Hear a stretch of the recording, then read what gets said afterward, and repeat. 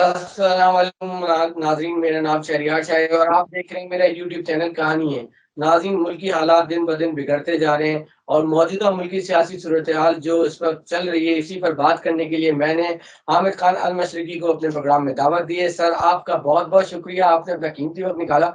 Sir, ये बताइएगा, ये जो चौधरी की जिस तरह गिरफ्तारी होती है और रात गए जो है ये भी बोला जाता है इमरान खान को गिरफ्तार कर लिया जाएगा, तो क्या कहेंगे इस हवाले से? अब ये हुकूमत और कितना गिरेगी? जी शहरियार, बहुत शुक्रिया। मैं ये कहूँगा कि आमिर खान साहब। ये हुकूमत को खुद अब नाकामी होगी इस तरह की इंतकामी कार्रवाइयों से। हुकूमत को इस तरह का इंतकामी जी। इक़दामात करना जो है, वो बहुत महँगा पड़ेगा और हुकूमत को पता नहीं कौन मशवरे दे रहा है कि इस तरह फवाद चौधरी को गिरफ्तार कर लें या खान साहब को अरेस्ट कर लें या हाउस अरेस्ट कर दें। इस सब चीज़ का हुकूमत को खुद बहुत नुकसान होगा। मैं ये समझता हूँ कि ज़रूरत इस वक़्त जो है वो पाकिस्तान के मुआशी हालात बड़े आपको पता है खतरे से दो चार हैं, डिफ़ॉल्ट के करीब है। इन हालात में ये सोचना कि आप किसी को भी इंतकामी कार्रवाई का निशाना बनाएँगे या किसी सियासी जमात को अपना निशाना बनाएँगे, तो ये बहुत गलती है।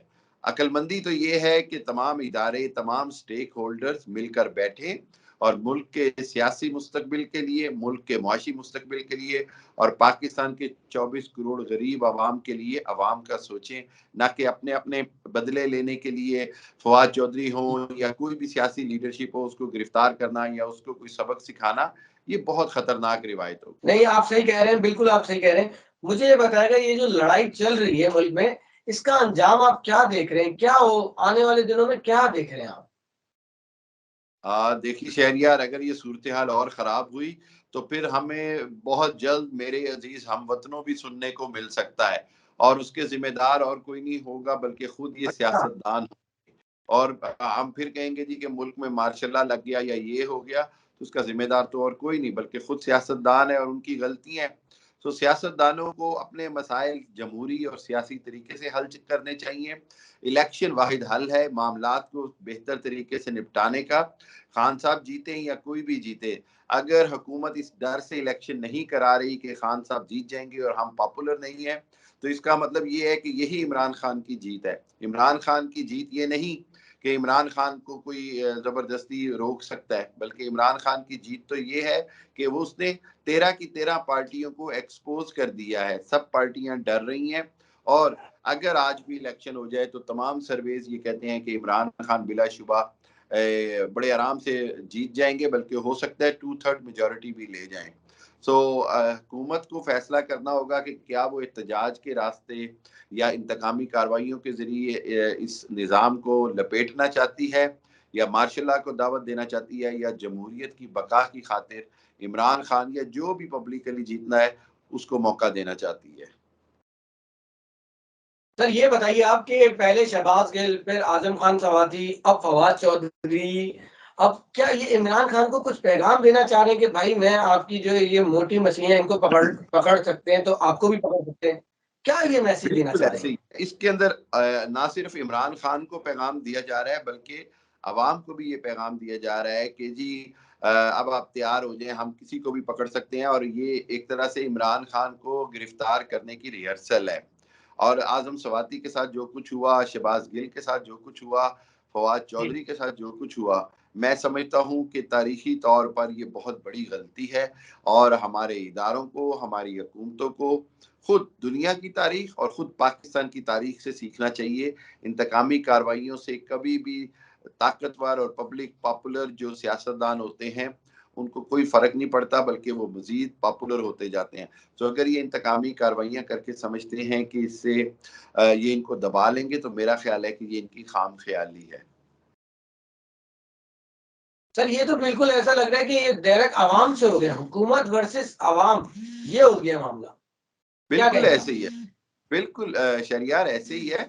आप देखिए ना, अगर पब्लिक पॉपुलैरिटी उनके साथ है और अगर पब्लिक समझती है कि इस तरह की इंतकामी कार्रवाइयों से जो है वो इमरान खान को या किसी को डराया धमकाया नहीं जा सकता, तो ये बात सबको समझ लेनी चाहिए। इसमें कोई ऐसी बात तो है नहीं कि इमरान खान कोई अकेले शख्स हैं। इमरान खान के साथ इस वक़्त पाकिस्तान की एक बहुत बड़ी तादाद लोगों की शामिल है और मैं तो बार-बार ये कहता हूँ कि अगर आप समझते हैं कि आप जमहूरी तरीके से इमरान खान का मुकाबला करना चाहते हैं, तो जमहूरी तरीका तो ये है कि आप इलेक्शन कराएं। आपने बल्दियाती इलेक्शन कराए कराची और बिल्कुल। हैदराबाद में, जैसे भी कराए। अब आप खुश हैं जी कि आपकी सीटें आ गई, पीपल्स पार्टी की बड़ी सीटें जीत ली, तो कोई बात नहीं, आप इलेक्शन तो करवाएं, किसी भी तरह के कराएं, पहले एक बार हौसला तो करें। अगर ये नहीं करेंगे तो इसका नुकसान पाकिस्तान को होगा, पाकिस्तान की मईशत को होगा। और इस वक्त जहां मईशत खड़ी है, जहां पे इकोनॉमिक्स खड़ी है, मैं समझता हूं कि अब तमाम कोई भी अगर न्यूट्रल है तो उसको न्यूट्रल रहने का हक नहीं, बल्कि वो पाकिस्तान के लिए जो बेहतर है उसके लिए अपना बेहतर किरदार अदा करे। न्यूट्रल रहने से काम नहीं बनेगा। सर अच्छा, पंजाब की सियासत में कहा जा रहा है कि शरीफ खानदान तो बिल्कुल फेल हो गए, लेकिन जरदारी जो है वो बहुत ज्यादा एक्टिव हो गए। उसकी मिसाल आप देख सकते हैं वजीर आला मोहसिन। तो क्या लग रहा है, जरदारी जो है बैकफुट होके बड़ा जबरदस्त काम अंजाम दे रहे हैं, क्या लग रहा है आपको मफाहिमात के बेशक बादशाह? मैं बेशक वो पंजाब में तो अब ये बात मानने वाली है कि एक जरदारी सब पर भारी। उन्होंने पूरी पीडीएम को पीछे लगा लिया है अपने। और जिस तरह मोहसिन नकवी को वजीर आला बनाया गया है, वो सब जानते हैं कि जरदारी उसको अपना बच्चा कहते हैं। और जिस तरह उन्होंने जरदारी साहब का ही केस अपने सर पर लेकर नैब से प्री बालगेन किया, उसके नतीजे में जी जी जी। बहुत जरदारी जो है उसको मोहसिन नकवी के भी बड़े शुक्रगुजार है, और मोहसिन नकवी खुद जरदारी के भी बहुत सारे एहसानात के नीचे दबे हुए हैं। सो मेरा ख्याल ये है कि अब पंजाब के अंदर पीपल्स पार्टी को इलेक्शन होने की सूरत में काफी फायदा होगा। इलेक्शन में सीटें भी मिलेंगी और काफी हद तक इनको पब्लिक पॉपुलैरिटी भी मिलेगी। और जरदारी साहब ने बिलाशुबा नवाज शरीफ और मरियम नवाज को भी मुश्किल में डाल दिया है।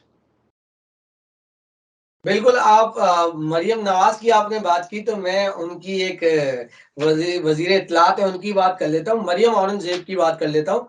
वो मैं उनका अभी स्टेटमेंट सुन रहा था। वो कह रही हैं कि ये जो फवाद चौधरी की गिरफ्तारी है, ये सियासी गिरफ्तारी नहीं है, लेकिन जो नवाज़ शरीफ को डिस्क्वालीफाई किया था और उनको गिरफ्तार किया था, वो सियासी है। सर मतलब मीठा-मीठा हमको कड़वा-कड़वा थू-थू।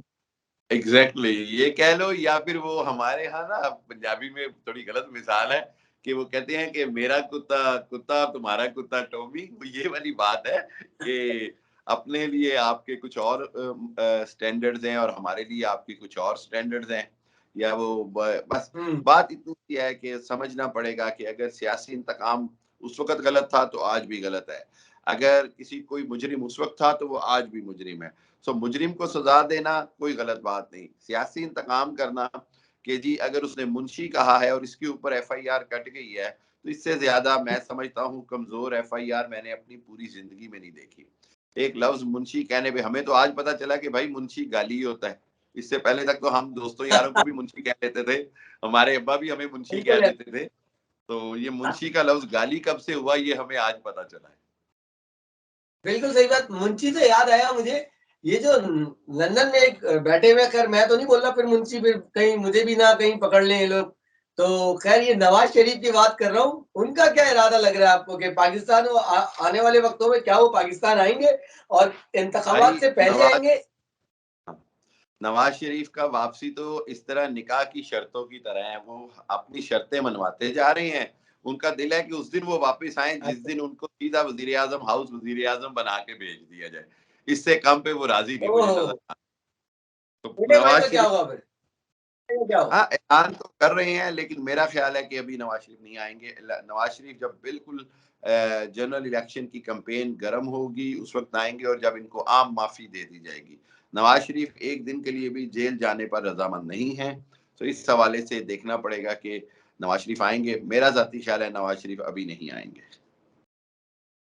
अच्छा, सुनने में ये भी आ रहा है कि बाप बेटी दोनों वापसी आएंगे और जो है चचा, मतलब मरियम नवाज के चचा और नवाज शरीफ के भाई, छोटे भाई, उनको माइनस कर दिया जाएगा। सुनने में ये भी आ रहा है। बिल्कुल ऐसा कुछ ऐसे ही है, इत्तलात है आपके आप पास? देखिए वो तो पक्की बात है कि मरियम नवाज किसी भी सूरत शहबाज शरीफ साहब को बर्दाश्त नहीं करती हैं। और आइंदा इलेक्शंस के अंदर मरियम नवाज ही वज़ारत उज़्मा की उम्मीदवार होंगी। हम शहबाज शरीफ और हमजा शहबाज शरीफ का विद इन फैमिली बड़ा ही सख्त जो है मुखालफत है। और मरियम नवाज ये समझती हैं कि ये हुकूमत नवाज शरीफ की वजह से मिली और वोट बैंक नवाज शरीफ का है, सो बेटी होने के नाते सिर्फ वोट बैंक पे उनका हक है। सो ये सियासी जमात से ज्यादा एक प्राइवेट कंपनी है जिस पर वरासती हक जिताया जा रहा है, बस। तो इसका मतलब ये है कि नून लीग में इस वक्त दो धड़े बने हुए हैं और दोनों धड़ों बिल में इख्तलाफात बहुत ज्यादा हो गए। बिल्कुल शहरियार, बड़े अरसे से हैं दो धड़े, एक नवाज शरीफ का धड़ा है, एक शहबाज शरीफ का धड़ा है। उसमें हमजा शहबाज और शहबाज शरीफ एक तरफ हैं, मरियम बीबी और नवाज शरीफ एक तरफ हैं। और आपने देखा हकान अब्बासी किस तरह अब अलहदा हो गए हैं, मुफ्ता इस्माइल अलहदा हो गए हैं। तो तीन धड़े बन गए हैं, शहबाज शरीफ, नवाज शरीफ और एक नजरियाती धड़ा। अच्छा, मुझे ये बताइएगा, ये जो इमरान खान का असमिया तहलील करने का जो फैसला है केपी के और पंजाब का, जो उन्होंने फैसला कर लिया और असमिया तहलील हो गई, क्या ये दुरुस्त फैसला था या ये दुरुस्त नहीं था? देखें, अभी तक तो लग रहा है कि ये दुरुस्त फैसला नहीं था, क्योंकि अगर इमरान खान आम इंतखाबात करवाने में कामयाब नहीं होते और उनको मजबूर नहीं कर पाते, तो फिर तो अपने पैरों पे कुल्हाड़ी मारी इन्होंने खुद, ठीक है। लेकिन इमरान खान साहब की सियासत के बहुत सारे फैसले हैं जिनकी उस वक्त समझ नहीं आती है। मैं तो इमरान खान साहब के इस कौमी असम्बली से बाहर जाने के भी खिलाफ था, और वो खान साहब ने उसकी मेरा ख्याल है कीमत अदा की है। सो सियासी तौर पर जी, जी। इमरान खान बहुत एग्रेसिव सियासत कर रहे हैं। इसका क्या नतीजा निकलता है, ये आने वाले दिनों में देखेंगे। बिल्कुल, क्या नतीजा निकलता है आने वाले दिनों में पता चलेगा। हामिद खान अल-मशरिकी साहब, आपका बहुत-बहुत शुक्रिया, आपने अपना कीमती वक़्त दिया। नाज़रीन, देखते हैं, देखना ये कि निज़ाम हमारा कितना पावरफुल है। अगर निज़ाम पावरफुल होगा तो हमारी मंज़िल आसान होगी, आवाम को आसानी होगी और इसी आसानी का इंतज़ार रहेगा।